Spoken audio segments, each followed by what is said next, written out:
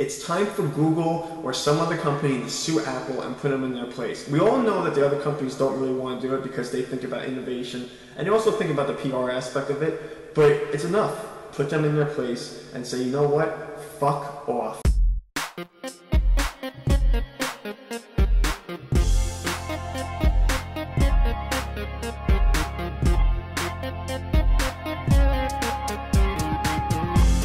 Google just filed a patent lawsuit against Apple with the International Trade Commission in the United States. This has to do with the use of Siri, email notifications, and also a video player. Now some people might be asking, how is Google able to go against Apple? Well, if you don't know, Google acquired Motorola, and Motorola has this huge telecommunications portfolio. We all know Motorola is a telecommunications company, and unlike Apple, Google decided to actually be smart about the mobile game and acquire mobile patents. To me, Apple is part marketing and manufacturing. All that innovation bullshit is exactly what it is. It's bullshit. So let's go back to what happened before Google acquired Motorola.